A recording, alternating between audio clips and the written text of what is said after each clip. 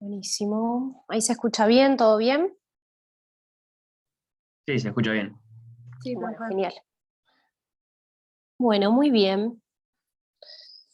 Bueno, más allá de que tal vez por Zoom yo tiendo a hablar mucho y demás, cualquier intervención que ustedes quieran hacer, me interrumpen sin ningún tipo de problema, ¿sí? Porque, bueno, lo mismo que le dije a la comisión anterior, en esta parte está bueno que ustedes vayan practicando el tema de la oralidad y demás, porque el examen va a ser oral, a diferencia del primero, así que cualquier duda que tengan o nada, o ganas de participar en alguna consulta o en algo, se desmutean y aportan lo que ustedes tengan ganas.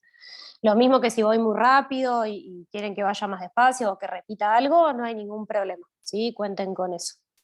Bueno, conmigo van a ver la unidad 7, en particular hoy vamos a ver el punto 2, ¿sí? Que tiene que ver con demanda, contestación. No vamos a llegar a ver mucho más que demanda y algo de contestación, ¿sí? Y a medida que vayan teniendo clases conmigo, vamos a ir avanzando por la unidad 7. Y en la otra clase partimos de donde terminemos hoy. Así que vamos a arrancar con demanda. ¿Sí? ¿Qué es la demanda? Bueno, sabemos que es un acto procesal, que es formal y escrito. Si lo relacionamos con lo que vieron en la primera parte, ¿qué va a ser la demanda? La forma en la que se ejerce el derecho de acción y por ende la manera en la que se pone en marcha el aparato jurisdiccional y es, digamos, la herramienta o el acto procesal que contiene la pretensión o las pretensiones que intenta hacer valer el actor y que obviamente pretende que se tengan en consideración al momento de que el juez dicte la sentencia definitiva. Si nos referimos al contenido, es decir, qué es lo que se tiene que observar en ese escrito de demanda para que la misma se admita, ¿sí? Y cumpla con todos los requisitos que el ordenamiento legal prescribe, se pueden dividir en tres. Primero, los que establece el artículo 330 del Código Procesal. Segundo, cumplir con los elementos de tipo fiscal, ¿sí? Es decir, cuáles son las tasas o las contribuciones que se tienen que pagar. Y tercero, cuáles son los elementos formales que tiene que contener el escrito de demanda. Si nos referimos al primero y hablamos del artículo 330, el mismo artículo está dividido en diferentes incisos. Estos presupuestos se analizan para diferentes cuestiones, es decir, el juez al momento de recibir la demanda es importante que se cumpla con el contenido del artículo 330, es decir, no es caprichoso, sino que es a los fines de fiscalizar ciertas cuestiones. Primero, si se cumplen con los requisitos formales, obviamente, pero además otras cuestiones más de fondo que tienen que ver con verificar la posibilidad jurídica de la pretensión, es decir, si efectivamente esa pretensión puede tener lugar, es válida, ¿sí? Es decir, y el juez puede ordenar el traslado de la misma a la otra parte. Segundo, a la idoneidad de la causa, es decir, si esa causa por la cual el actor pretende algo del demandado es idónea, lo cual en el caso de que no lo sea puede dar lugar a un rechazo in limine de esa demanda por parte del juez. Y por último, que esa pretensión esté justificada en derecho, ¿sí? Es decir, que esté dentro del ordenamiento legal la norma a la cual se intenta atribuirle una determinada consecuencia a ese daño y que efectivamente tenga una reparación que esté contemplada. Entonces, ¿cuáles son los incisos que prescribe el artículo 330? Primero, la identificación del actor, es decir, que el demandante es la persona que promueve esa demanda, ¿sí? en un determinado proceso y que tiene como fin solicitarle al juez la declaración judicial que ocupa su interés. Entonces, si hablamos del actor, ¿qué es necesario que identifique? Hay varias cuestiones que es necesario que vuelque en el escrito de demanda. Primero que todo, ¿en qué carácter lo hace? Es decir, si lo hace por derecho propio o en representación de otra persona. ¿Sí? Puede ser, por ejemplo, un derecho que realmente sea él el legitimado activo o una madre haciendo uso o ejercicio de los derechos de su hijo menor. En ese caso vendría como representante, ¿sí?, del verdadero legitimado. Después tiene que indicar sus datos personales. Dependiendo si es una persona física o una persona jurídica, variarán cuáles son los datos que deberá identificar. Si estamos hablando de una persona física, tendrá que identificar nombre, apellido, DNI y domicilio. Domicilio real, ¿sí?, en principio, es decir, el primer domicilio que tiene que identificar. Y si estamos hablando de una persona jurídica, los datos que se tendrán que consignar es la razón social de esa persona jurídica, el quit, el domicilio, y la documentación que acredite el carácter que detenta la persona que se presente en representación de esa persona jurídica. Pero además, otra cuestión importante en cuanto a la identificación, ya no estamos hablando de la identificación del actor, pero, o sea, es el momento oportuno para hacerlo, es la identificación de su representante legal, ¿sí? Es decir, por aplicación del artículo 56 del Código Procesal, es obligatorio la representación legal en un proceso, tanto de actor como demandado, como de aquella persona que se presente en un proceso. Por lo tanto, deberán consignarse todos los datos referentes al representante legal. Como asimismo, cuando vean representación van a ver la diferencia, la documentación pertinente en el caso que lo amerite de dicha representación, que va a ser en el caso de que el mismo sea como apoderado. En ese caso deberá presentar el poder que acredite ese carácter. El inciso 2 habla de la identificación del demandado. Obviamente es necesario identificar cuál es el sujeto pasivo, es decir, a quién yo estoy demandando, con la finalidad de ¿qué? De formalizar su emplazamiento, es decir, de citarlo a estar a derecho y de posibilitar el ejercicio de la defensa en juicio de la persona adecuada. Por lo tanto, yo lo tengo que individualizar de la manera más detallada y precisa posible para citar efectivamente a la persona que quiero citar. Pero puede suceder que yo no sepa quién sea la persona que va a ser el demandado en el proceso. El ejemplo más claro es un daños y perjuicios derivado por un accidente de tránsito. ¿Por qué? Yo voy a demandar en principio ¿a quién? A quien estaba manejando el auto en ese momento, pero también voy a traer al proceso al titular registral, que puede o no coincidir con quien estaba manejando el automotor que causó el choque, por ejemplo, o que intervino en ese choque. ¿Cómo hago yo para saber quién es el titular registral y poder demandarlo también en este daños y perjuicios? Puedo o averiguarlo de manera extrajudicial, es decir, todavía no teniendo entablada la demanda, y una vez entablada citar tanto, por ejemplo, si no coinciden, a quien manejaba como al titular registral y no tener mayor inconveniente, o puede ser que yo interponga la demanda, por ejemplo, a los fines de interrumpir la prescripción, que ahora vamos a ver que es uno de los efectos que tiene, y solicitar alguna medida preliminar a los fines de individualizar a la persona que yo necesito. En ese caso, utilizo la herramienta de las medidas preliminares del artículo 323 a los fines de poder identificar de la manera más detallada y precisa posible a quien resultará ser el legitimado pasivo. ¿Qué pasa si yo, utilizando y agotando todos los medios o herramientas que tengo en mi poder, no puedo identificar o no puedo saber quién resulta ser el demandado? En ese caso, o por ejemplo, dónde vive, ¿sí? Es decir, no puedo averiguar el domicilio. En ese caso, lo que hago es aplico el artículo 341, publico edictos por 2 días en el boletín oficial, y si aún así no aparece y no se presenta, estará derecho, no porque esté debidamente notificado y decide no presentarse, sino porque no se puede identificar a esa persona, lo representa el Ministerio Público Fiscal, es decir, el defensor oficial. ¿Bien?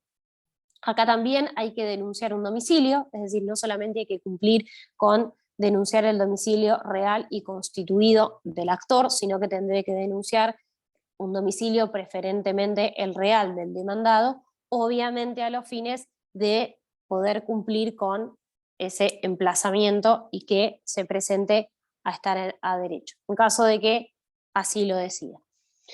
El inciso 3 nos habla de la cosa demandada.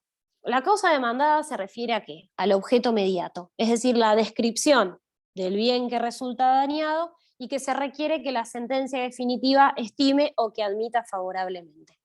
¿Por qué es relevante la identificación de la cosa demandada? Porque incide en múltiples institutos procesales, como son, respecto de la competencia, la posibilidad de plantear una litispendencia y incide en, sobre todo, o yo diría que es el aspecto más relevante, el principio de congruencia y la defensa en juicio. ¿Por qué incide respecto de la competencia? Porque a partir de determinar cuál es la cosa demandada o qué es lo que el actor pretende, yo tendré que fijarme, como vieron en la primera parte, en el artículo 5, quién resultaría ser el juez competente para ese caso en particular. ¿Por qué incide en lo que se llama litispendencia? Lo van a ver cuando vean excepciones de previo y especial pronunciamiento, que una de las excepciones que puede oponer el demandado es el de la litispendencia, que es en el caso de que exista un juicio en trámite con los mismos sujetos y con el mismo objeto. Entonces, recién cuando el actor plantee cuál es su pretensión o la cosa demandada, el demandado podrá saber si puede oponer una excepción de previo y especial pronunciamiento basada en la litispendencia. Y por último, el principio de congruencia y de defensa en juicio, que para mí no es que sea más importante que el resto, sino que es relevante cuando uno habla del proceso o que tiene más relevancia en esta parte. ¿Por qué? Porque cuando el actor plantea qué es lo que pretende, es decir, cuál es su pretensión, empieza a fijar el marco del debate, porque nosotros estamos hablando de un proceso de qué tipo, de conocimiento. Por ende partimos de incertidumbre jurídica, es decir, que el juez no conoce nada al respecto de esta relación que genera o que generó en el actor un tipo de daño que intenta reparar. Por lo tanto, con la cosa demandada, o con esta pretensión u objeto, se empieza a fijar cuál es el marco del debate o el marco de realidad en torno al cual el juez posteriormente deberá resolver, ni por menos ni por más de lo que el actor y después el demandado, cuando conteste en su caso, incorporen en ese proceso, tanto respecto de la pretensión como todo lo que gira en torno a ello, que ¿qué es? Los hechos y la prueba que se aporte para justificar o fundamentar esos hechos que son el fundamento de la pretensión. Por ende, el inciso siguiente del 330 habla de los hechos y que resulta totalmente relevante. ¿Por qué? Como consecuencia de lo que les dije recién. Como nosotros partimos de una incertidumbre jurídica, los hechos implican volcar en el escrito de demanda la situación de hecho a la cual el actor le asigna una determinada consecuencia jurídica. Así todo hay toda una discusión que gira en torno a cuál es la teoría que se debería aplicar en base a la forma de exponer los hechos. Si es una mera individualización o si nos volcamos más por la sustanciación. ¿A qué se refiere la teoría de la individualización? Que se deben indicar los hechos en los cuales se funda el contenido de la pretensión sin ofrecer una explicación puntual o minuciosa, ¿sí? Que en realidad esto está más relacionado con ¿qué? Con las demandas ejecutivas, donde no hacemos tanto hincapié en los hechos, sino directamente como tenemos un título que se pretende ejecutar, en definitiva, no importa tanto la naturaleza del mismo. Después, obviamente, será susceptible de revisión y demás, como vamos a ver cuando veamos procesos ejecutivos. Pero cuando hablamos de un proceso de conocimiento, como partimos de incertidumbre jurídica y el juez no conoce más que lo que las partes aporten, los hechos resultan sumamente importantes para fijar ni más ni menos que el marco del debate. Y obviamente la aplicación del principio de congruencia, dándole al juez las pautas sobre las cuales tendrá que expedirse. Por lo tanto, nos inclinamos más por la teoría de la sustanciación, donde se tiene que hacer una exposición puntual y precisa de los hechos, que es específicamente lo que dice el artículo 330, que se tiene que hacer un detalle lo más claro y pormenorizado posible de los hechos que son o que dan fundamento a la pretensión. ¿Qué relevancia tiene o qué consecuencias traen estos hechos? Primero que todo, que el demandado cuando se presenta, lo vamos a repetir cuando veamos el 354, deberá negar o reconocer categóricamente cada uno de los hechos expuestos por el actor, ¿sí? Obviamente fija, como les dije recién, cuál es el horizonte del juez a la hora de resolver, es decir, el sector de realidad sobre el cual sobre el cual va a juzgar y que conocerá. Y otra cosa relevante es que fija cuáles son las pruebas que las partes van a tener que aportar, acompañar u ofrecer, esas serían las palabras que vamos a utilizar, justamente ¿para qué? Para poder generar la convicción suficiente en el juez de que aquellos hechos que se alegaron son ciertos, ¿sí? Entonces las pruebas van a ir de la mano de los hechos alegados. Por eso la importancia de exponer los hechos de la manera más clara y precisa posible. El inciso siguiente habla de el derecho, es decir, la necesidad de fijar cuál es la norma que se considera lesionada y que permite reparar el daño causado. Ahora, se puede enunciar sin mayores detalles por aplicación del principio de iura novit curia, es decir, que no necesito hacer un detalle pormenorizado de la norma de la cual yo me intento valer, porque se entiende que el juez conoce el derecho. ¿Sí? Obviamente igual cuando uno interpone una demanda, no es que no va a hacer mención de la norma que se considera lesionada, porque la verdad es que uno le da un marco jurídico que justifica, ¿sí?, el inicio de ese proceso. Pero no es que quedaría desacreditada la demanda por no establecer la norma. Y por último tenemos el inciso que habla de la petición, es decir, el petitorio, aquel resumen de todo aquello que yo expuse y acompañé en el escrito de demanda. ¿Sí? Es como un resumen de todo aquello que yo fui volcando. Puede ser más extenso o menos extenso, no es que tiene que cumplir específicamente con pautas rígidas, sino depende cada uno cómo haga el escrito de demanda, puede contener más o menos detalle. Profe, te hago una consulta. Sí. Entonces, porque no me quedó claro, ¿es optativo hacer mención en la demanda a la norma a la cual se cree lesionada? ¿No es obligatorio? Sí, en principio yo podría contestarte que sí. La realidad es que difícilmente uno no haga mención a cuál es la norma en la cual yo me estoy basando para hacer un reclamo. Dicho y hecho, si la cuestión se resuelve como de puro derecho, en definitiva, si la otra parte está de acuerdo con los hechos, pero controvierte el encuadre jurídico que le da, y bueno, la discusión se basa en cuál es la normativa aplicable, ¿sí? Que está bien, en definitiva lo decide el juez porque él conoce el derecho y será él quien entenderá la manera en la que la resolverá. No es que se va a desestimar la demanda, pero hace al ejercicio de defensa en juicio y se entiende que uno trata de darle un marco normativo. Perfecto, gracias, profe.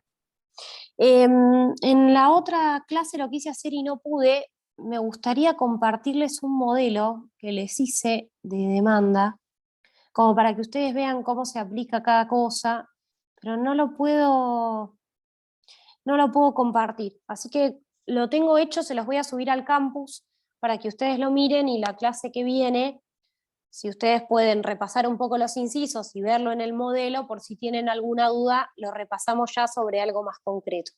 Y aparte posiblemente hagan un trabajo práctico de demanda y contestación como para que vayan teniendo una idea de cómo se vuelca todo esto que estamos viendo en un modelo específico. Después el artículo 330 al final habla sobre la necesidad de establecer el monto reclamado.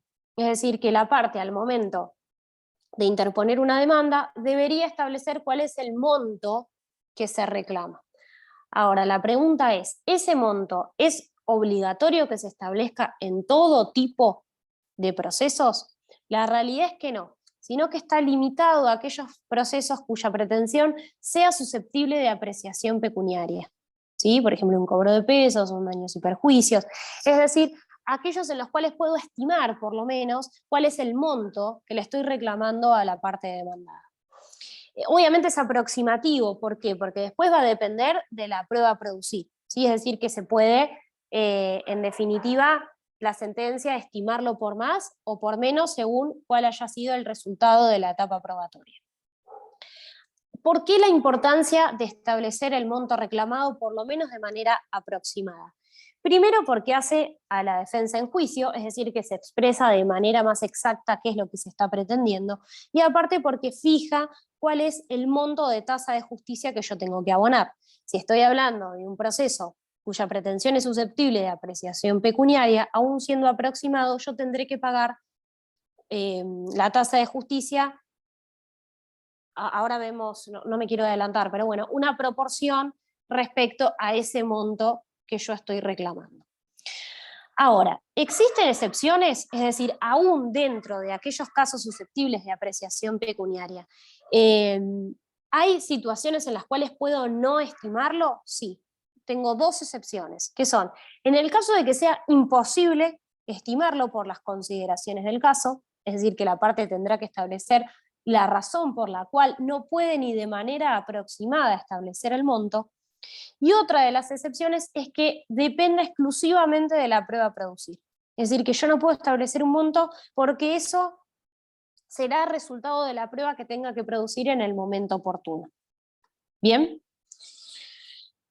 Con esto tendríamos el artículo 330 y después tal vez les queda un poco más claro cuando vean el ejemplo, cómo se vuelca cada cosa en particular. ¿Cuáles son los elementos fiscales?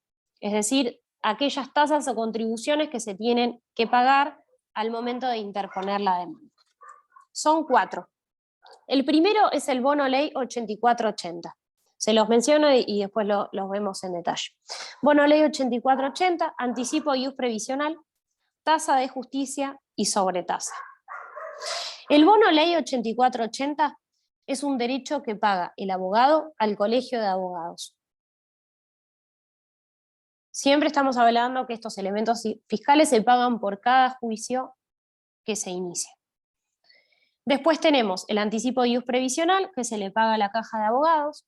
Es un valor fijo que se paga al inicio de cada juicio y que va cubriendo lo que se llama la cuota anual obligatoria que exige la caja de abogados. Se llama anticipo de ius previsional porque después ese ius previsional va en relación a los honorarios que se fijen en la sentencia definitiva y se descuenta el pago que se hizo del anticipo. Al momento, tanto bono como anticipo están 1.600 pesos cada uno y va variando, antes variaba por año, 6 meses, ahora varía cada menos. La tasa de justicia depende, es decir, ¿cuánto se paga de tasa de justicia? La respuesta es depende de qué tipo de proceso estemos hablando. Como les adelanté recién, si es un proceso cuya pretensión es susceptible de apreciación pecuniaria, es decir, que yo puedo establecer un monto, se abonará el 2,2% de ese monto por tasa de justicia.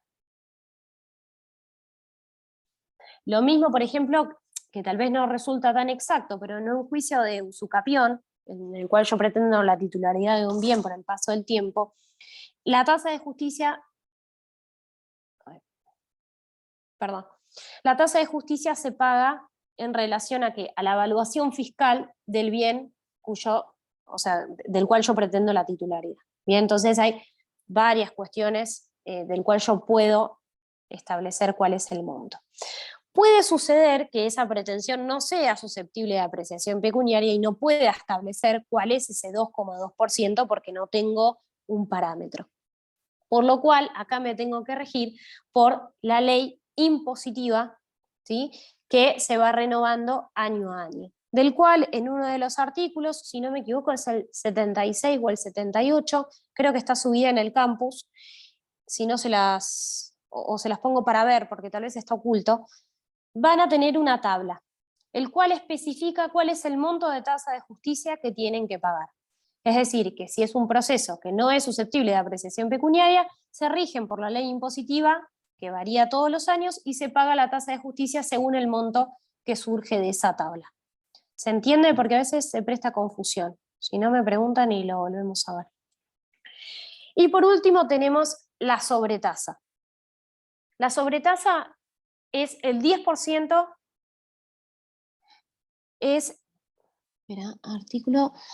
mira, el número exacto, ahora no la sé, la buscan como ley impositiva de la provincia de Buenos Aires y sale sin ningún tipo de problema. Igual yo se las dejo en el campus para que ustedes tengan acceso, más que nada a la tabla para que entiendan bien cómo está reflejada.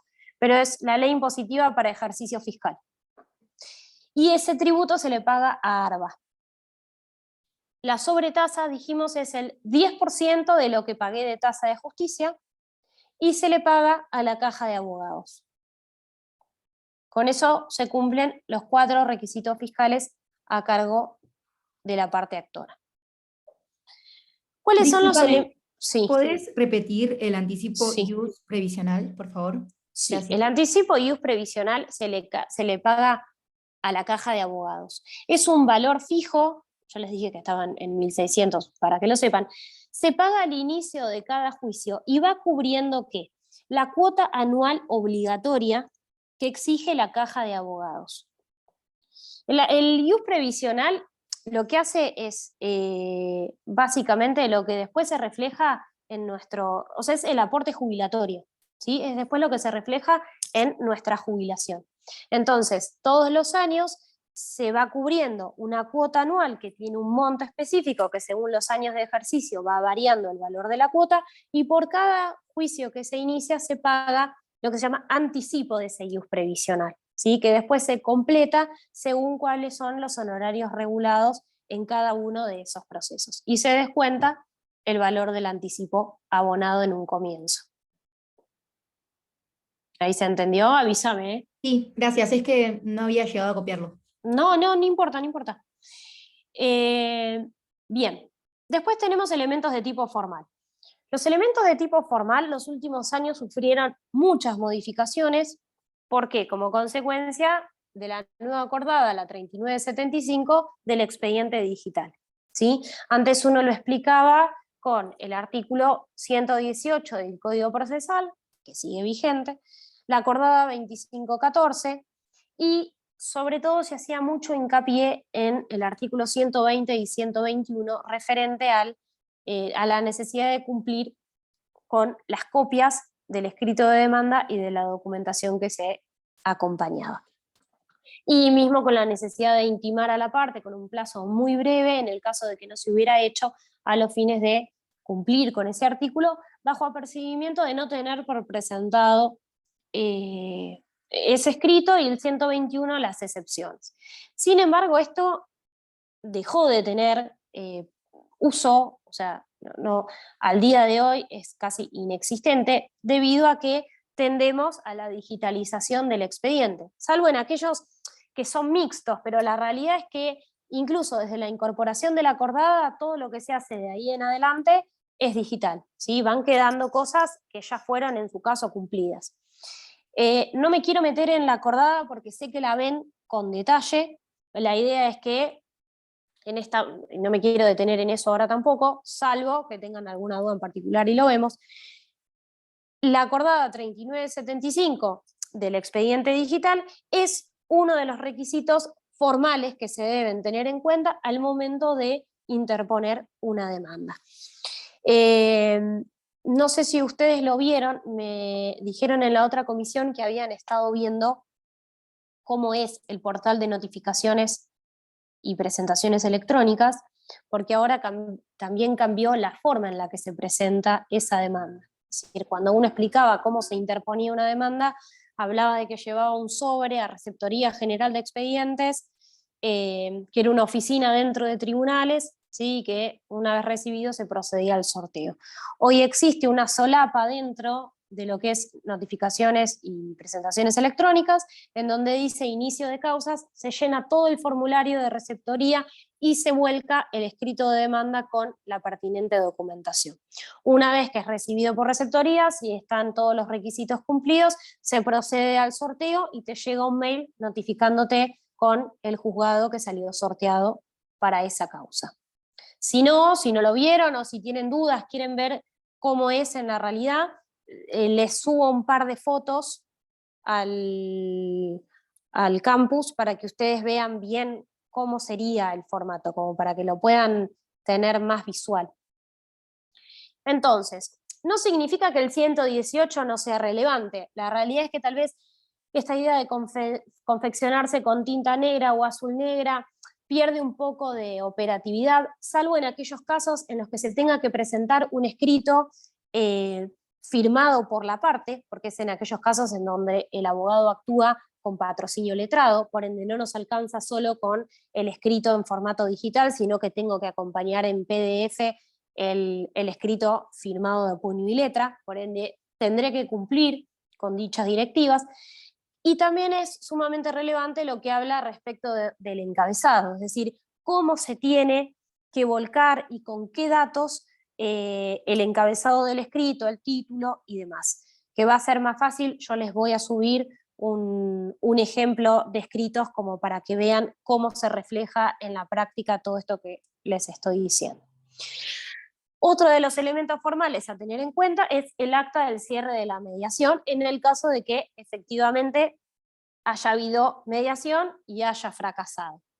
Y también podríamos hablar del formulario de receptoría. La verdad es que cuando lo inicia, llenando ese formulario que sirve a los fines de la presentación de la demanda, estaría cumplido. Es decir, no necesitamos llenar un formulario aparte. Muy bien, con esto cubrimos lo que es el contenido o los requisitos de la demanda, es decir, todo lo que tenemos que verificar al momento de hacer el escrito de demanda. Ahora, por otro lado, o sea, el escrito en sí, no que con esto estaría todo cumplido y nos alcanzaría para cumplir con lo que dice el código. ¿Cuáles son los efectos de la presentación? Es decir, ¿qué implica la presentación o la interposición de la demanda? Efectos de distintos tipos. Efectos sustanciales y efectos procesales. Cuando uno habla de efectos sustanciales se refiere a la validez y vigencia de las normas de fondo, y cuando se refiere a efectos procesales, a aquellos efectos respecto del proceso en particular. Quiero saber qué hora es. 12:10. Muy bien, respecto a los efectos sustanciales, yo les menciono un par, eso no significa que no haya más, porque por supuesto los hay, pero es como para que ustedes tengan una idea, no quiero que se aprendan de memoria efectos de la presentación de la demanda, sino como para que tengan una idea la importancia que tiene interponer la demanda y que implica modificación en derechos, tanto sustanciales como procesales. Muy bien, dentro de los sustanciales tenemos respecto de la prescripción, respecto de la caducidad de ciertos derechos y respecto de medidas precautorias. Cuando hablamos de la prescripción nos referimos a que la interposición de la demanda, el efecto más importante que tiene es que interrumpe la prescripción. ¿Sí? Es decir, cuando yo interpongo la demanda, se interrumpe la prescripción de ese derecho. Siempre teniendo en consideración lo que establece el artículo 2541 y 2542 del Código Civil y Comercial. ¿Por qué? Porque puede ser que por más que la demanda interrumpa esa prescripción, la misma se encuentre suspendida. ¿Por qué? Por una intimación extrajudicial, ¿sí? Lo que sería el Código habla de interpelación, o por una mediación, ¿sí? Cuando yo inicio una mediación o cuando interpelo extrajudicialmente, el plazo de prescripción se suspende. Obviamente se reanuda en uno u otro caso, según lo que prescribe cada artículo. No me voy a extender porque no quiero tampoco hacer demasiado sobre esto, pero para que tengan en cuenta que a veces ya se encontraba suspendida y que con la interposición de la demanda se interrumpe. Para que también tengan en cuenta y sepan bien la diferencia de suspensión e interrupción, que implica dos cosas totalmente distintas. Después, respecto a la caducidad de ciertos derechos, a lo que hace mención es que la interposición de la demanda impide que caduquen ciertos derechos. Es el ejemplo más claro el artículo 207 del Código Procesal Civil y Comercial. ¿Qué puede suceder? Que se solicite una determinada medida cautelar y que el mismo artículo dice que si en el plazo de 10 días no se interpone la demanda, caduca de pleno derecho esa medida solicitada. Entonces, la interposición de la demanda impide que caduquen ciertos derechos. Puede pasar incluso al revés, por eso también hablo en general de medidas precautorias, porque hay ciertas medidas precautorias que solamente pueden tener lugar en el caso de que se interponga una demanda, como es por ejemplo el pedido de administrador judicial. Por ende, es necesario que yo interponga la demanda para que esa medida tome virtualidad. Dentro de los efectos procesales, es decir, que se refieren exclusivamente al proceso, tenemos aquellos que hacen referencia a la competencia, a la recusación sin expresión de causa y a la confesión. ¿A qué me refiero con cada uno? ¿Por qué la competencia?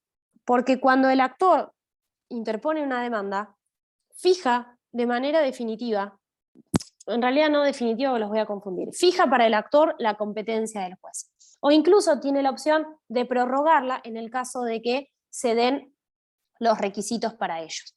Por ende, nos lleva al segundo ítem que yo les mencioné, que es respecto a la recusación sin expresión de causa, porque se pierde este derecho en el caso de que no se ejecute contemporáneamente con la interposición de la demanda. ¿Se acuerdan cuando vimos recusación, bueno, incompetencia y demás, que la recusación sin expresión de causa tenía que cumplir con ciertos requisitos bastante exigentes? Uno de ellos era el momento en el cual se podía recusar sin expresión de causa. Por ende, al momento de interponer la demanda, ahí voy, se pierde el derecho a recusar al juez si no se utilizó esa herramienta al momento de interponerla. Espera que contesto. ¿Se puede deducir una demanda en fin de semana? No, sí, está bien la pregunta. Lo que pasa es que una cosa es, vos lo subís un día inhábil.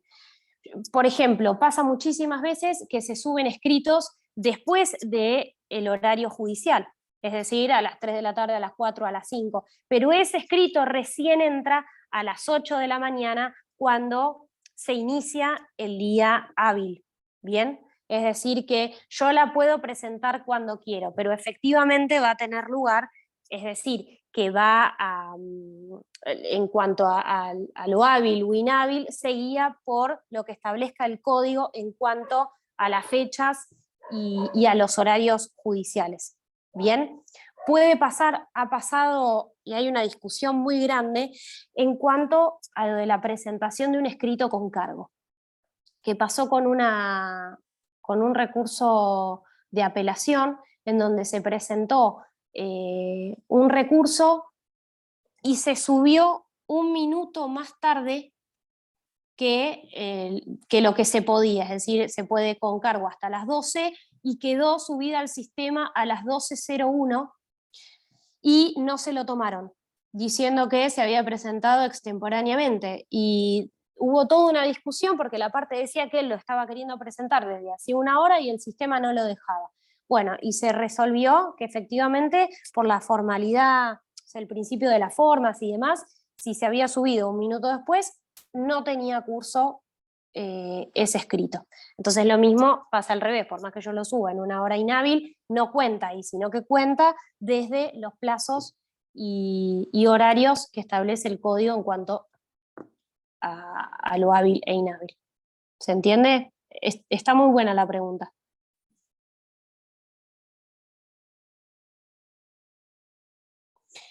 Bien.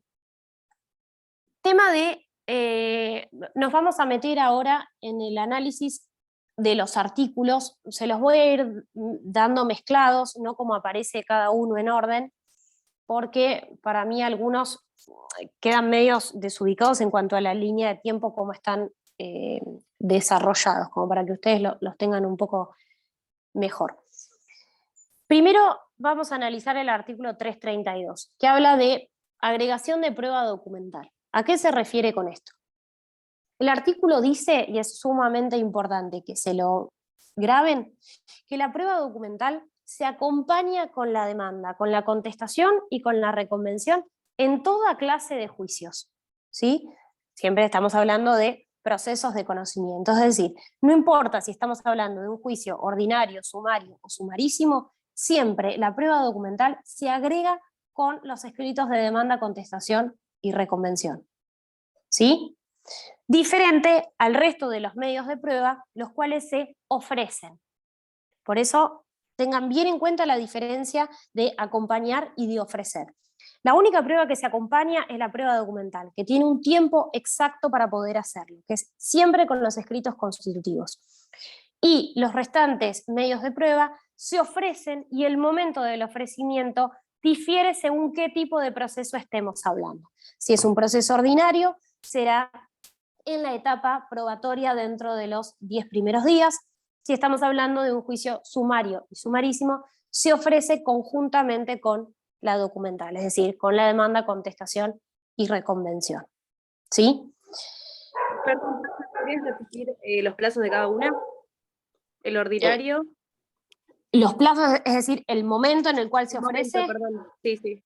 Bien, si estamos hablando de un proceso ordinario, los restantes medios de prueba se ofrecen una vez abierta la etapa probatoria dentro de los 10 primeros días. ¿Sí? Si estamos hablando del juicio sumario y sumarísimo, los restantes medios de prueba se ofrecen conjuntamente con la demanda, contestación y reconvención. Gracias, profe. Bien, y reconvención igual para sumarísimo no va, pero bueno, se los digo así, después vamos a ver los pormenores de cada uno de los procesos según qué se pueda plantear en cada uno y qué no. Pero para que les quede bien el principio general y después vamos haciendo detalle en cada cosa. Esto apréndanselo bien, sobre todo entiéndanlo para poder interpretarlo. Entonces, ¿a qué se refiere la documentación del artículo 332? Lo primero que se nos va a venir a la cabeza es decir, ¿qué documentación se tiene que acompañar con demanda, contestación y reconvención? Es aquella que funda o corrobora los hechos en los cuales se basa la pretensión del actor o la defensa del demandado. ¿Bien? Pero también es el momento oportuno para acompañar la documentación que pruebe la identidad del actor o del demandado, ¿sí? Y el carácter en el cual lo hace, es decir, si lo hace en representación de otra persona, bueno, cuál es la documentación que respalda dicha representación. Y también la documentación que estaría respaldando el patrocinio del abogado. Esto, como les dije bien al principio, cuando el abogado actúa como apoderado, tendrá que acompañar el poder que acredite ese carácter. Muy bien, el momento se corresponde con lo que dice el 332. Es decir, que la documentación se refiere a esas tres cuestiones. Ahora, ¿qué puede pasar? Porque el 332 es muy tajante y dice que el momento es solamente ese. Pero puede pasar, sería el caso más fácil, que la documentación yo la tenga en mi poder y simplemente la acompañe y se termine ahí. Pero puede ser que yo no tenga esa documentación en mi poder, pero yo sé que existe. Y puede estar en manos de la contraparte o en manos de un tercero o de alguna entidad que sea ajena a ese proceso. Por ende, si la tiene la otra parte o un tercero, ¿yo perdí la posibilidad de acompañar la prueba documental? No, el tema es cómo yo la incorporo. Lo que tengo que hacer en alguno de estos dos supuestos, sea tanto uno como otro, es individualizar esa documentación que yo quiero acompañar al proceso y tengo que detallar tanto el contenido de la misma como quién la tiene. Es decir, en manos de quién está, o de la contraparte, o si es una entidad, bueno, establecer cuál. En ese caso, lo que yo voy a pedirle al juez es que intime a la contraparte o al tercero a que remita esa documentación a los fines de incorporarla en el proceso. ¿Cómo se materializa esa intimación para su debida incorporación? Si estamos hablando de que está en manos de la contraparte, se lo intimará por cédula. Y si está en manos de un tercero, se lo intimará por oficio. Esto obviamente yo se los digo, pero lo van a volver a ver cuando vean prueba y específicamente prueba documental, pero como para que vayan teniendo una idea. Ahora, vamos al artículo 334, que habla de documentos posteriores y desconocidos. Pues van a decir, me acaba de decir que no hay chance de que la documentación no se acompañe con los escritos constitutivos y el 334 no es tan así. Bueno, ¿qué es lo que plantea el 334? Una excepción al 332. Primero fija el principio general, que dice que después de interpuesta por oficio, al tercero se lo notifica por oficio. Después de interpuesta la demanda, no se le admitirán al actor ningún tipo de documento, ¿sí? Porque el momento era el de la demanda, salvo dos situaciones particulares. Uno, que el documento tenga fecha posterior. Y sí, es lógico, o sea, el documento nació con posterioridad a la interposición de la demanda, o sea que había una imposibilidad absoluta de cumplir con el principio general. Pero después tenemos otra excepción, que es el caso de que el documento sea anterior, es decir, que tenga fecha anterior del momento en el cual yo lo pretendo presentar, es decir, que lo hubiera podido presentar con la demanda, pero se presta juramento de que no se conocía la existencia del documento con anterioridad a ese momento. ¿Sí? Esos son los dos únicos casos en los cuales un documento se puede acompañar después de interponerse la demanda. Ahora, ¿qué es lo que se tiene que hacer? Sí o sí, de cualquier, después de haber presentado un documento posterior o con fecha anterior, prestando juramento de que no se conocía, se le tiene que dar traslado a la otra parte, obviamente. ¿Por qué? A los fines de que puede ejercer su derecho de defensa, ¿sí? Y que se pueda expedir respecto a este documento que se incorporó, tal como lo hizo respecto a los documentos que se acompañaran oportunamente, y ese ejercicio lo cumplió al momento de contestar demanda.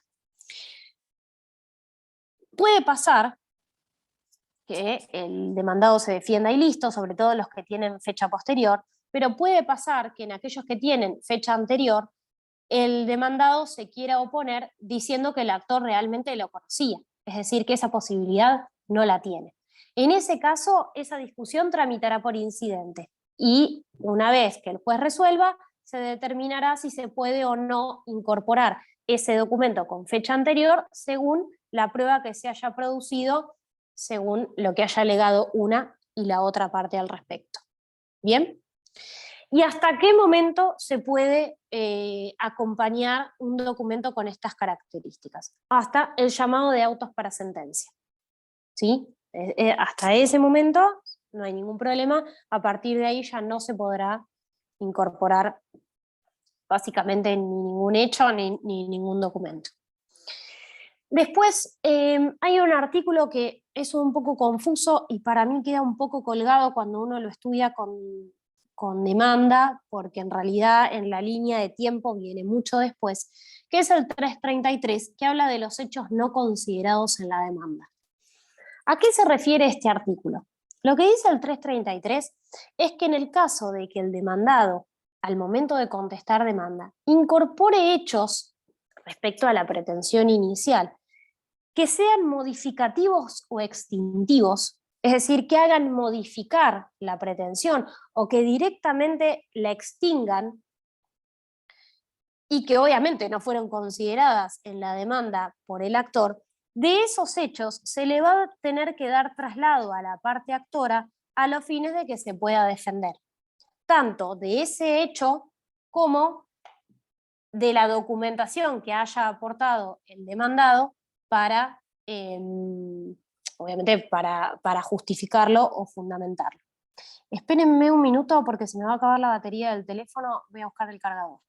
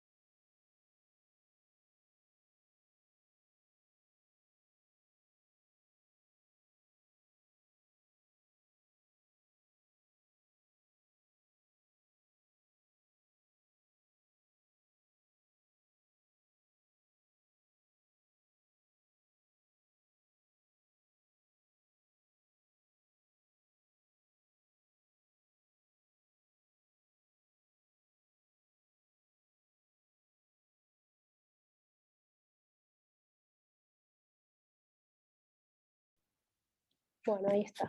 Perdón, me queda medio tirante el cable. A ver quién... No sé si alguien escribió algo. Ah, no, está bien, lo de antes. Bueno, seguimos. Entonces, hechos no considerados en la demanda. Después, o sea, se los menciono acá porque está dentro de lo que es el capítulo de demanda. De todas maneras, cuando veamos contestación, vamos a volver sobre esto porque en la cabeza, en cuanto a la línea de tiempo de cómo suceden las cosas, los hechos no considerados en la demanda recién van a tener lugar cuando el demandado ejerza su defensa e incorpore hechos que no hayan sido considerados en la demanda, y de eso se tendrá que dar un traslado a la parte actora. Entonces, para que lo tengan, pero cuando veamos contestación, lo vemos de nuevo, así les queda un poco más claro. Después, volvemos para atrás, y el artículo 331 receta lo que se llama la ampliación de demanda. Se habla de ampliación y después habla de modificación. La realidad es que el artículo parece medio confuso porque la realidad es que plantea dos cuestiones que son totalmente distintas en un mismo artículo. Entonces, ¿qué es lo que posibilita el 331? Por un lado, la posibilidad de modificar la demanda, y por el otro lado, la posibilidad de ampliarla, lo cual son dos cosas totalmente distintas que tienen hasta momentos diferentes y límites distintos. ¿A qué se refiere con la modificación? Es decir, ¿el actor puede modificar la demanda? Sí. ¿Y a qué se refiere con modificarla? Es en el caso de que el actor haya caído en algún tipo de error, omisión, o de que quiera mejorar ciertas cuestiones referentes a ese escrito de demanda. Ejemplos claros. ¿A qué me refiero con errores? Bueno, que haya consignado mal datos en cuanto al domicilio del demandado, datos del quit, del DNI, cosas tal vez un poco más importantes como errores en cuanto a los hechos, ¿sí? A las fechas en las que se sucedieron ciertas cuestiones, o para mí lo que más se da en la práctica, que tiene que ver con omisiones referentes a, en un proceso sumario, se olvidó de ofrecer algún medio de prueba, o surge la posibilidad de probar un determinado hecho con otro medio que hasta el momento no hubiera sido posible porque no lo conocía, y después me doy cuenta que sí, entonces la modifico pudiendo sumar algún medio de prueba que no había tenido en cuenta, o alguna prueba documental que no agregué, ¿sí? Y la agrego en ese momento, o que quiera modificar ciertas cuestiones, como por ejemplo la forma en la que redacté el escrito. Entonces, ¿se puede hacer? Sí, pero tiene un límite muy corto, por decir así. Ahora les digo, porque igual me queda dando vueltas lo de corto, que es hasta el momento en el que se notifica la demanda a la contraparte. ¿Por qué? Porque hasta el momento de la notificación de la demanda, el actor es dueño de ese proceso.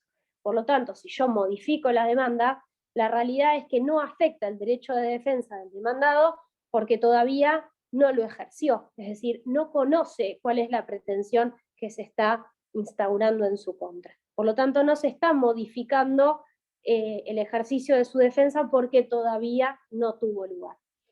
¿Por qué me quedé pensando cuando dije corto? Porque a veces puedo tardar un año como mínimo en notificar a una persona. Entonces lo del concepto de que es corto el tiempo depende cuánto efectivamente me pueda llevar a mí notificar al demandado o encontrarlo. Entonces, ¿cómo se hace? Acompaño el escrito pertinente, digo que vengo a modificar la demanda, expongo en base a qué la modifico, es decir, qué es efectivamente lo que estoy modificando. Si tengo que acompañar documentación, la acompaño, si es que existe. Y con eso tendría modificada la demanda, siempre teniendo en cuenta cuál es el límite temporal que tengo. Y con otra cuestión relevante que es, ¿cuál es el límite? Es decir, ¿yo puedo modificar todo? La realidad es que el límite de la modificación es no variar el objeto, ¿sí? Es decir, la pretensión tiene que ser la misma. Me estoy refiriendo a cuestiones que hacen a esa pretensión, ¿sí? Que la pueden, o sea, que sirve para que la misma tenga un tratamiento más detallado y pormenorizado, ¿sí? pero no para cambiarlo, sino estoy hablando de otro proceso. Otra cosa totalmente distinta es cuando hablamos de ampliación. ¿La ampliación a qué se refiere? Al vencimiento de nuevas cuotas o plazos de una misma obligación.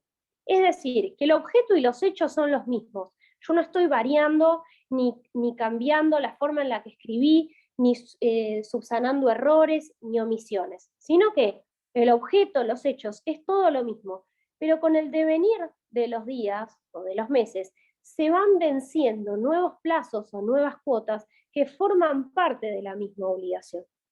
Entonces, en ese caso, yo amplío demanda y voy incorporando estos nuevos plazos que se van venciendo, ¿sí? O estas nuevas cuotas vencidas. Si no, yo tendría que iniciar una demanda por cada cuota o por cada nuevo plazo que se va venciendo. Y esto iría en contra de la economía procesal y también de la seguridad jurídica. Está bien que posiblemente después, por aplicación del Instituto de la Acumulación de Procesos o de Conexidad, terminarían ante el mismo juez. Pero la verdad es que no tiene ningún sentido. Entonces el 331, en una de sus posibilidades, me permite a mí ampliar demanda cuando tengo un caso con estas características. ¿Qué hago? Acá acompaño un escrito y la documentación respaldatoria para justificar la posibilidad de ampliar demanda respecto a estas nuevas cuotas, pero acá es sumamente importante cumplir con el traslado a la otra parte de este escrito y su debida documentación. Porque puede ser que el demandado tenga la posibilidad de ejercer alguna defensa respecto a esta nueva cuota o a este nuevo plazo vencido. Es decir, podría oponer alguna excepción sin ningún tipo de problema. Por ejemplo, una excepción de pago o de quita o de prescripción. Sí, hay un montón de posibilidades. Y también varía cuál es la oportunidad hasta la cual el actor puede ampliar demanda, que es hasta el llamado de autos para sentencia. Totalmente distinto que lo que vimos de modificación, ¿sí? Que la modificación dijimos que es hasta la notificación de la demanda. Muy bien. Demanda y contestación conjuntas es, la verdad, yo particularmente no lo vi nunca.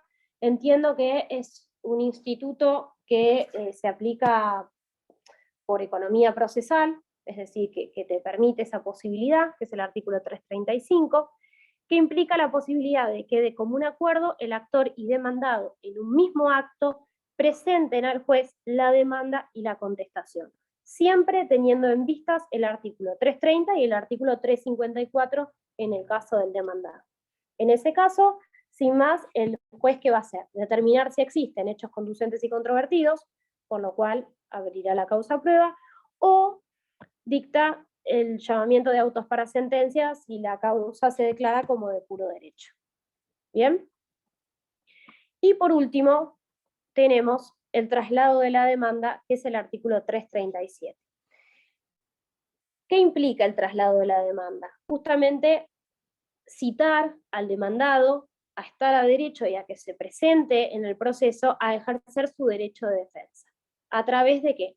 De la notificación de esa demanda. Entiendo que no vieron notificación. ¿Cómo se materializa la notificación? A través, en este caso, de una cédula.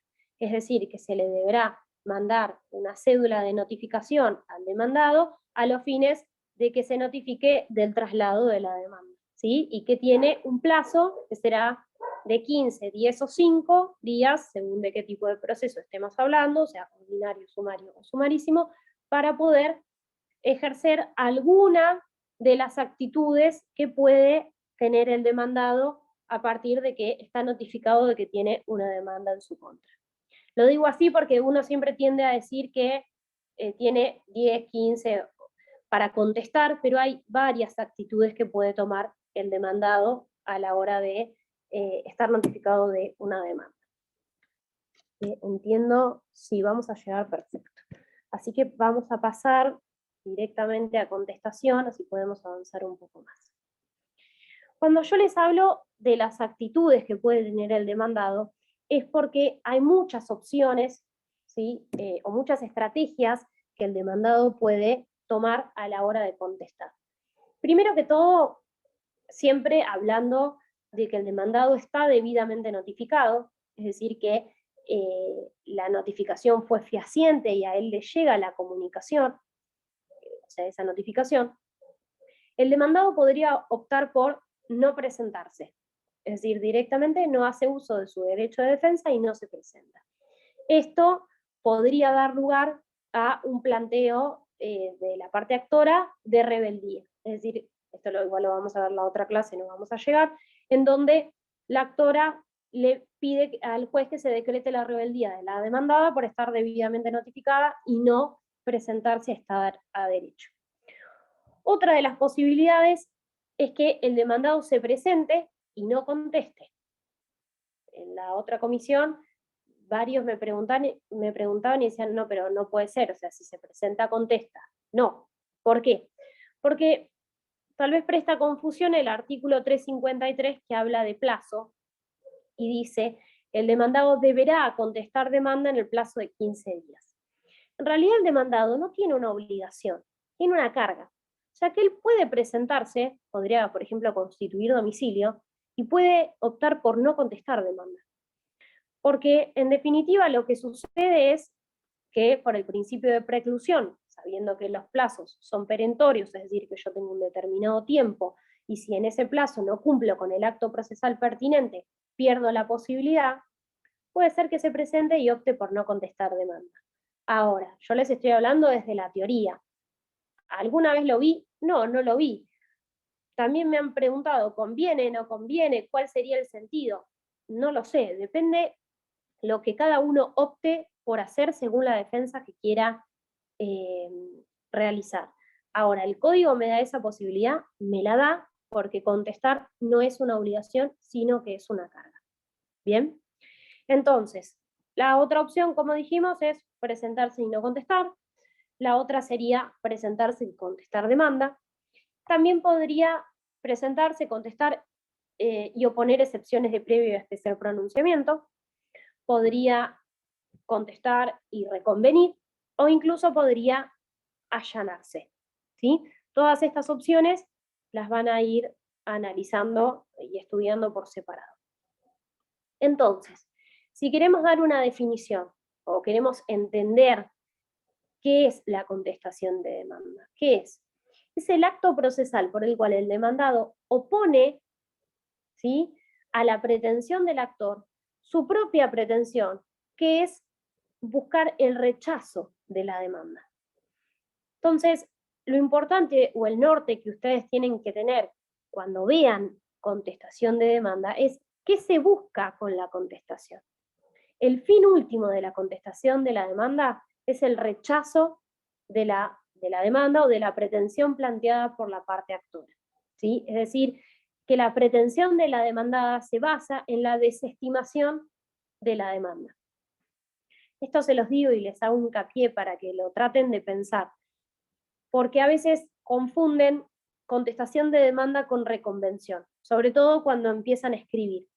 Entonces a veces en el trabajo práctico contestan demanda solamente, y en realidad no están contestando, sino que están reconviniendo, porque en realidad le están oponiendo a la actora una pretensión distinta y autónoma buscando la condena de la parte actora.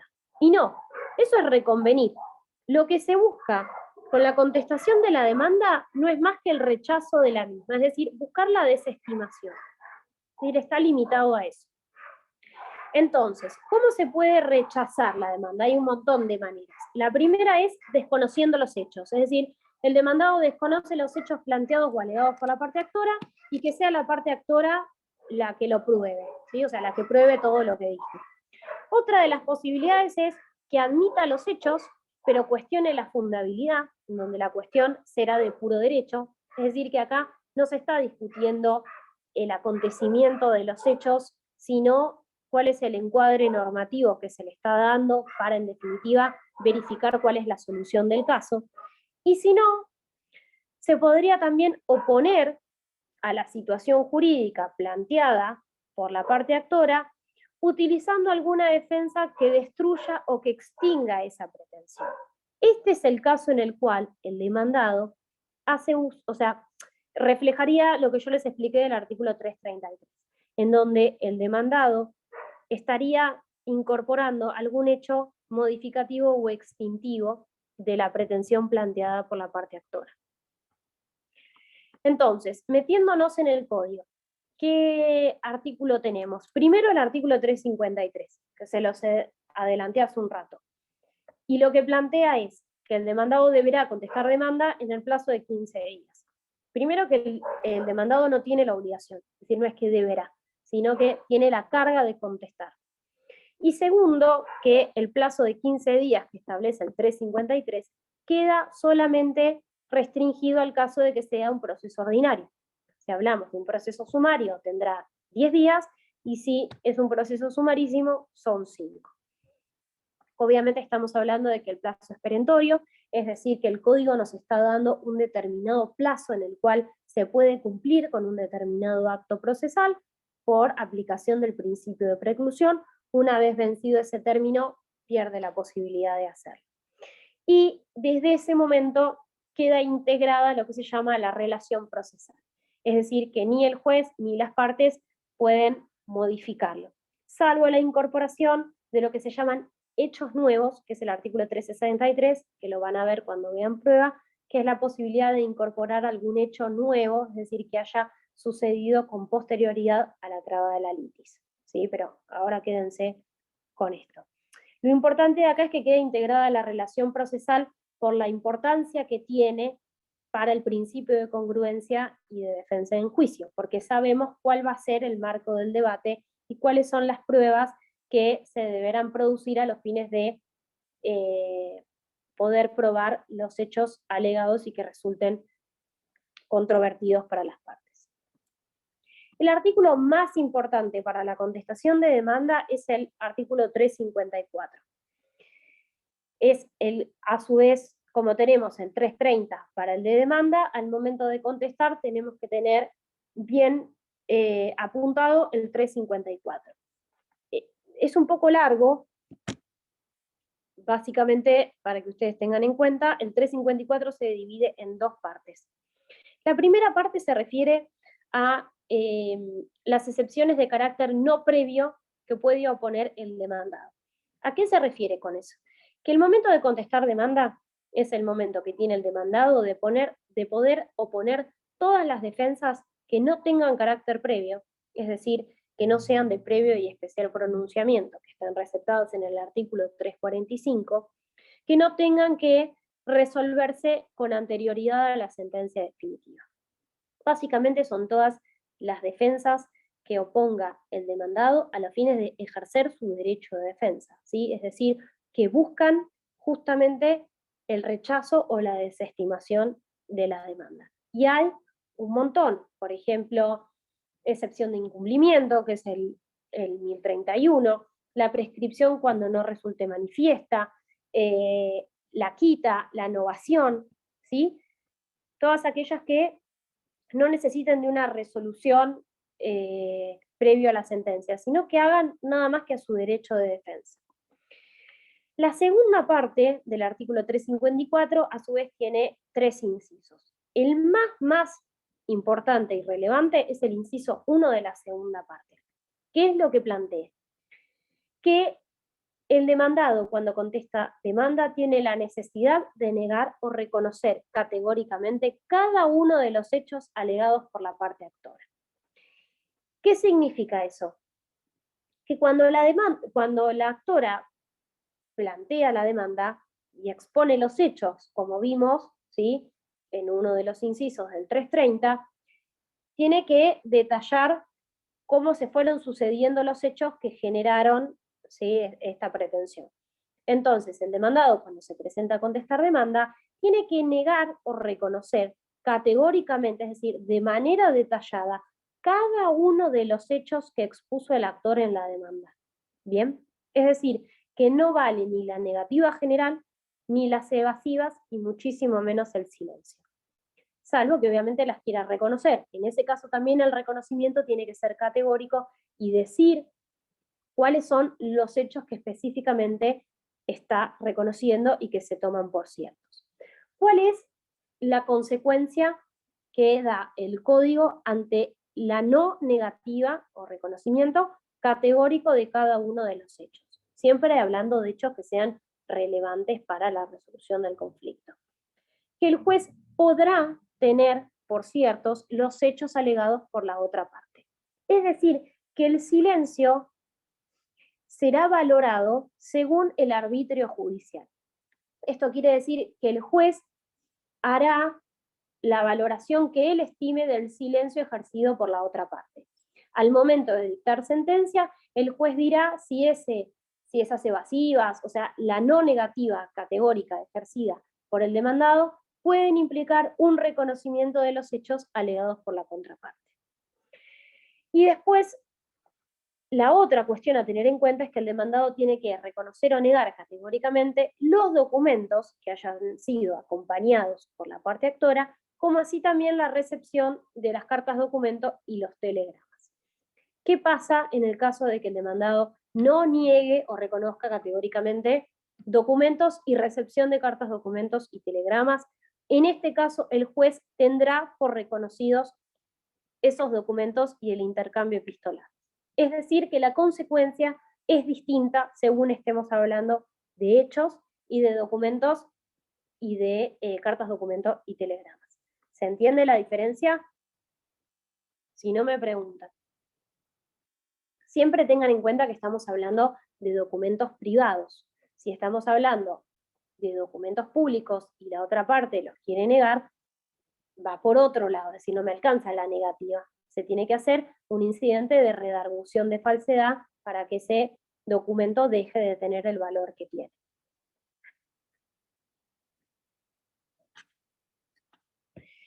Podrá tener por reconocidos los hechos, puede terminar en declaración. Si tiene por reconocidos todos los hechos y la cuestión se restringe a una cuestión de derecho, es decir, del encuadre jurídico que se le da, estaríamos hablando de una cuestión de puro derecho, exactamente. Espera, Manuel, me habías hecho una pregunta y no la vi. Me dijiste, ¿puede haber una ampliación respecto de los sujetos demandados? Sí, en realidad acá, más que ampliación, perdón, vuelvo para atrás así te contesto, no sería ampliación, sino que sería modificación. Sería modificación del demandado, en donde, por ejemplo, yo interpongo la demanda porque me prescribe, y mientras voy haciendo las diligencias tendientes a averiguar, por ejemplo, quiénes eran los administradores de la sociedad demandada, porque quiero también demandar administradores. Tengo que fundar el por qué voy a demandar a los administradores y voy a solicitar el diligenciamiento de ciertos oficios para averiguar, ¿sí?, quiénes eran los administradores en un momento determinado. Una vez que yo tenga esa información, los puedo demandar y puedo modificar la demanda, sí. Obviamente ahí lo que voy a hacer es no notificarla. No te quedó muy claro el concepto de ampliación. Bueno, hagamos una cosa, termino para no mezclar y cuando termino la clase volvemos ahí, así me preguntás lo que necesites, ¿sale? Y volvemos bien sobre el concepto. Después, el 354 dijimos que la segunda parte, el primer inciso, se refiere a esta consecuencia de la negativa o reconocimiento, y también tiene otra cuestión en lo que es el segundo inciso, que se refiere a la negativa diferida o con reserva. ¿A qué se refiere esto? Que cuando el que viene en lugar del demandado es el defensor oficial o los sucesores universales, el Código Procesal le permite diferir la negativa categórica respecto a los hechos, a los documentos y a la recepción de las cartas documento que fueron incorporadas por el actor. ¿A qué momento? Es decir, ¿a cuándo se lo difiere? A una vez finalizada la producción de la prueba, es decir, finalizada la etapa probatoria. La pregunta es, ¿por qué? Porque ni el defensor oficial ni los sucesores universales posiblemente hayan conocido realmente cómo se dio esa relación jurídica entre las partes. El defensor oficial va a venir cuando al principio decíamos que yo no podía encontrar al demandado, aplico el artículo 341, publico edictos, no se presenta, lo viene a defender el defensor oficial. el defensor oficial no tiene idea de realmente qué fue lo que sucedió. Lo mismo posiblemente que los sucesores universales, es decir, el demandado falleció, vienen y se presentan los herederos. Tal vez los herederos no tienen ningún conocimiento de cómo se dio esa relación con el actor. Por lo tanto, se difiere esa negativa categórica para después de producida la prueba y así tener un panorama un poco más claro de cómo se sucedieron los hechos. Y obviamente la documentación respaldatoria. Después, el mismo artículo 354 habla de que el demandado tiene que expresar con claridad cada uno de los hechos en los cuales basa su defensa, y en concordancia con eso, el inciso siguiente dice que se tiene que aplicar en todo lo posible el artículo 330. Eso no tiene mayores dificultades. ¿Cuáles son los requisitos formales? Acá varían un poco a lo que vimos de demanda, obviamente lo que tiene que ver con la forma en la que se redactan los escritos se aplica de la misma manera, es decir, hay que tener en cuenta el 118, la acordada 3975, obviamente hay que aplicar el artículo 332, es decir, que se acompaña toda la prueba documental, no importa de qué tipo de proceso estemos hablando, porque eso hay que cumplirlo en ese momento, ¿sí? Y se paga, acá sí cambia, solamente bono y anticipo. Es decir, que al demandado se lo exime de pagar tasa de justicia porque eso se paga una sola vez. Y la ficha de receptoría del demandado. Como venimos, tenemos un poquito más. ¿Cuáles son los efectos de la contestación? Primero, que queda trabada la litis. Una vez que se contesta demanda, o bueno, se ejercen alguna de las otras actitudes que vimos que el demandado podía tener, queda trabada la litis. Obviamente se pierde el derecho de oponer la prescripción, porque se tenía que ejercer como defensa al momento de contestar demanda, según lo que vimos en el 354. Se fija de manera definitiva, acá sí, la competencia del juez, y se establece, yo creo que acá es sumamente importante para después entender principio de congruencia y etapa probatoria, se fija de manera definitiva el marco del debate, tanto respecto de la prueba como también de la sentencia, ¿sí? Es decir, de cuáles son los hechos que resultan ser conducentes y controvertidos, por ende de qué es lo que yo voy a tener que probar, y respecto de la sentencia por el principio de congruencia, qué es lo que el juez va a tener que tomar en consideración a la hora de resolver. ¿Bien? Hasta acá tendríamos demanda y contestación. Si alguien tiene alguna otra duda, ahora Manuel volvemos con lo de ampliación y lo vemos bien. Pero si quieren preguntarme alguna otra cosa. ¿Nada? Yo tengo una duda. ¿A qué te referías cuando dijiste que se traba la litis? Sí. ¿A qué se refiere con eso? La traba de la litis implica, el proceso se divide en 3 etapas. Etapa introductoria, etapa probatoria y la etapa decisoria. Con la traba de la litis, la etapa introductoria quedaría cerrada o concluida y daría paso a, después, en el caso de que existan hechos conducentes y controvertidos, a la etapa probatoria. Y si no, si la cuestión se declara como de puro derecho porque no existen hechos conducentes y controvertidos, se declarará la cuestión como de puro derecho y se pasará a resolver. Muchas gracias.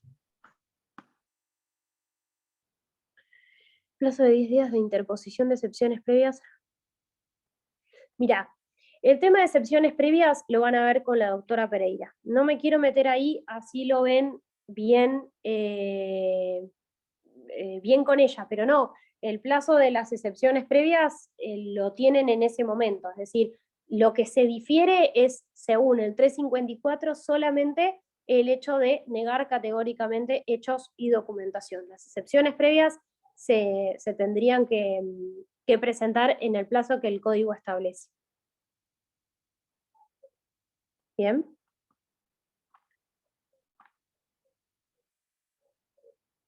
Bien. Bueno, Manuel, decime, ¿qué no te quedó claro? La diferencia entre modificación, yo les digo, por las dudas, el que se quiere ir, por si tiene otra cosa que hacer, se puede ir, no hay ningún problema, ¿eh? Yo no. Decime tranqui, Manuel, lo que necesites. Bien, diferencia entre modificación y ampliación. Primero partí de la base de la diferencia que tiene uno y otro. Modificación, si vos una demanda la podés modificar, bien, hasta la notificación implica que vos podés corregir algunas de las cuestiones que tengan que ver con el escrito, algunas omisiones y demás.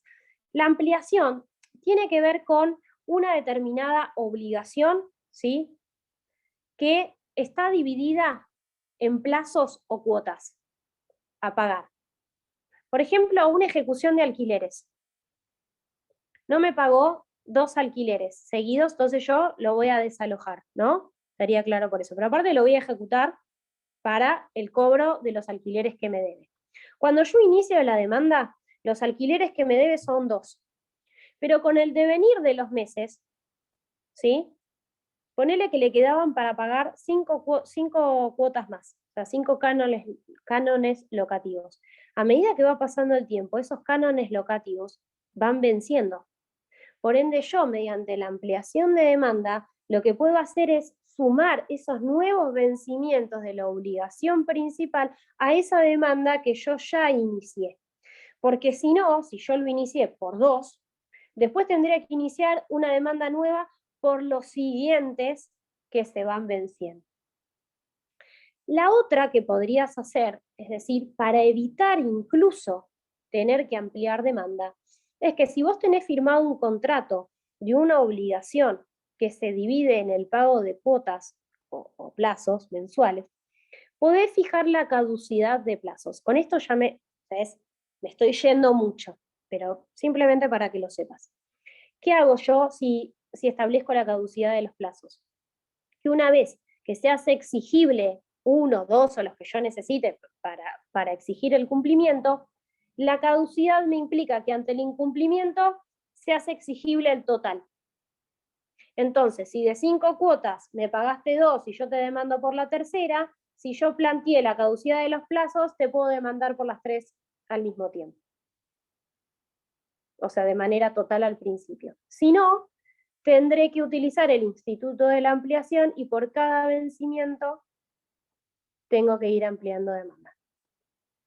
¿Bien?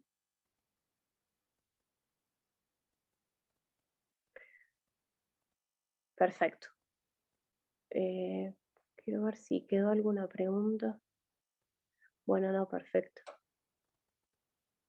Bueno, no sé si alguien más tiene una pregunta. Si no, nos vemos la clase que viene. Bueno, chicos, nos vemos la próxima clase. Nos vemos. Profe, yo quería hacer una pregunta. Profe, Sí, ¿puedo hacer una decime. pregunta? Por ejemplo, en el reclamo de una indemnización, digamos que yo... Pará que me voy a poner los auriculares porque así no escucho nada.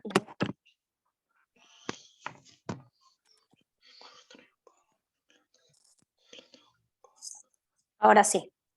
Digamos que hay un juicio por un tema de un accidente y Sí. el monto de la indemnización que yo pretendo que me paguen es 1 millón de pesos. Sí. Y después me pagan mucho menos. ¿La tasa de justicia la tengo que pagar por lo que recibo o por la pretensión inicial? Vos decís que en la sentencia se estimó por mucho menos. En realidad, generalmente depende, porque a veces la tasa de justicia te la exigen al principio y a veces al final. Es decir, que dependiendo del tipo de proceso, a veces la tasa de justicia se paga al momento de la sentencia definitiva. O sea, en la mayoría de los juicios se paga al final la tasa de justicia.